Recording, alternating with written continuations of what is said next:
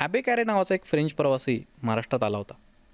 हा फ्रेंच आहे बरं का, आणि त्या काळात अनेक फ्रेंच लोक महाराष्ट्रात येऊन गेल्याची उदाहरणं आहेत आणि त्यांनी त्यांची प्रवास वर्णन लिहून ठेवली जी आज आपल्याला उपलब्ध आहेत. हा ॲबे कॅरे जेव्हा महाराष्ट्रात आला तेव्हा तो इथून जात असताना तो शिवाजी महाराजांच्या एका ऑफिसरला एका कार्यालयात जाऊन भेटला, कारण त्याला इथून जाण्यासाठी शिवाजी महाराजांचा परवाना हवा होता.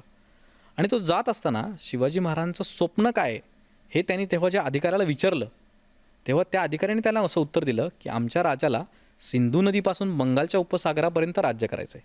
म्हणजे शिवाजी महाराजांची जी दूरदृष्टी म्हणतो, आपण शिवाजी महाराजांचं राज्य पाहतो ते काय त्यांच्या काळामध्ये ते एक मर्यादित क्षेत्रापर्यंत होतं, पण त्यांचं विजन बघा तुम्ही, सिंधू नदीपासून बंगालच्या उपसागरापर्यंत त्यांना आता सगळं हे पसरवायचं आहे. त्याच्यामुळे तुमचं फायनान्स मॅनेजमेंट इतकं उत्तम असायला पाहिजे.